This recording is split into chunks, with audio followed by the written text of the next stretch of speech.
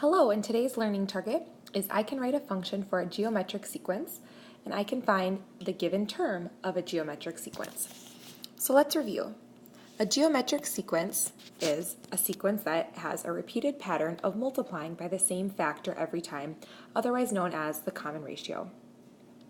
So the function for geometric sequences is f of x equals a times b to the power of x, where a is the zero term, b is the common ratio, and x is the term number that we are trying to find, which could be the 100th term, the 150th term, the 200th term, or even like the 5th term. So that's just the term number that we would like to find in a sequence. So let's write a function for the given sequence and find the given term. So in number 1, I see that the common ratio is -6. I'm multiplying by -6 each time. So for my formula, I know I'm going to have f of x equals, or for my sequence, my zero term, which I need to find, so I have to work backwards. This is 1, 2, 3, 4. I have to go back and find the zero term. So what times -6 equals -1? Well, again, if this is difficult to find or just think about, we can always work backwards. So -1 divided by -6 is 1/6. So 1/6 is our zero term times our common ratio, which was -6, to the power of x. So this is our function for our sequence. And now I want to find the 21st term. So f of 21, that's what I'm trying to find. So I'll tell our reader this is the 21st term. And then in my calculator, I'm going to type in and follow along with me, please. 1/6 times -6 to the power of 21. I'm going to round to the nearest hundredth. This will be a number written in scientific notation. It's negative, but it'll be a really large number, or really small because it's negative, I should say. So -3.65, 3.6, I should say 6, times 10 to the 15th power. So here's my function, and here is my 21st term. Again, it's a very small number because it's negative, but again, what we talked about from before, sequences, especially geometric, can get really large really quickly or really small really quickly, depending on what our common ratio is.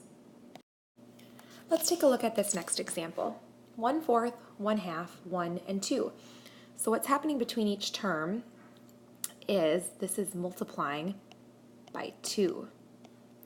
And if that didn't jump out at you, that was occurring, you could take 1/2 and divide it by 1/4. So take a term and divide it by its previous term, and I got 2. Take 1 and divide it by 1/2. Again, I get 2. Take 2 divided by 1, and you'll get, 1 divided by 1/2 was 2. 2 divided by 1 is 2. So all of these, all of the numbers in between each term, when you take a term and divide it by its previous term, give you a 2. So that's also the common ratio. So into my formula here, I will have f of x equals my zero term, which now I have to work backwards. So what times 2 gives me 1/4? Well, if you don't know what that is, take 1/4 and divide it by 2, and that gives you 1/8. So 1/8 is my zero term, times 2, which is my common ratio, to the power of x. Now if we want to find the 18th term, f of 18 is 1/8 times 2 to the 18th power. And again, maybe on this last example, I should have written down exactly what I was typing into my calculator. Apologize for that. Into the calculator. Here, when I type this in for this example, 1/8 times 2 to the 18th power is, f of 18 is 32,768. So again, I've written the function for the geometric sequence, and then I found the given term. Okay, so for the following examples, we will write a function for the given sequence and find the given term, just as we did for the previous examples. So what is happening between this sequence is we are multiplying by 5 each time. So I'm going to work backwards and find the zero term because I know that I need to write a function and then find the 20th term. So if I work backwards, find the 0 term, what times 5 is negative 3? Well, I could take negative 3 and divide it by 5 and get negative 3/5 for the 0 term. So my function is f of x equals negative 3/5 times 5 to the power of x. And then if I want to find the 20th term, f of 20 equals 3/5, negative 3/5 times 5 to the 20th power. And I get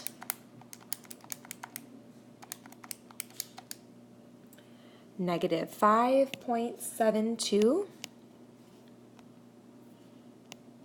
times 10 to the 13th power. So again, this is a very large negative number, right, or very small because it's negative, but again, using scientific notation, so there's a lot of zeros we would add on to the end of that. So you can see with these sequences, they get large very quickly or small very quickly, and geometric sequences are actually also known as exponential functions, which means can get to be large very quickly or to get very small very quickly as well. All right, let's look at the next example. Negative 2, 4, negative 8, and 16. So what is happening between these terms is multiplying by negative 2. So I'm going to find the 0 term and work backwards. And what times negative 2 is negative 2? Well, negative 2 divided by negative 2 is 1. So 1 is my 0 term. So f of x equals 1 times negative 2 to the power of x. So now to find the 16th term, f of 16 equals 1 times negative 2 to the 16th power.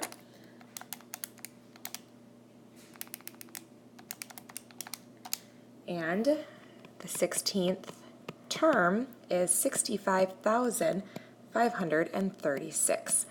And I would make sure too that you know how to type these into your calculator. It's important to find the exponents button and know how to put in the 16th power as well. So it's really important to be able to use your calculator because these numbers are getting so large, so quickly that it'd be very difficult to do a lot of this in your head to finish everything, in a timely manner. Okay, so let's continue on and look at the next example. All right, and I'm going to change this to say the 15th term. 1, negative 5, and 25. So this is multiplying by negative 5 every time. So to find the 0 term, what times negative 5 is 1? Well, 1 divided by negative 5 is negative 1/5. So f of x equals my 0 term times my common ratio to the power of x. So to find the 15th term, I'll simply plug in 15 for x, and negative 1/5 times negative 5 to the 15th power is a very large number here. So f of 15 equals let's write this all out, 6103515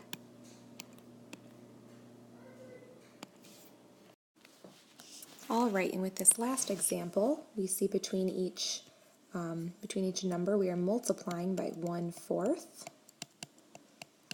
So my common ratio is 1/4, and if I find my 0 term, what times 1/4 gives me 16, or what divided by 4 gives me 16, and that's 64. So my function is f of x equals 64 times 1/4 to the power of x. Now if I find the 15th term, I'll plug in 15 for x, and 64 times 1/4 to the 15th power is, I'm going to round this here, 5.96 times 10 to the negative 8th. Thanks for listening. Have a great day. Bye-bye.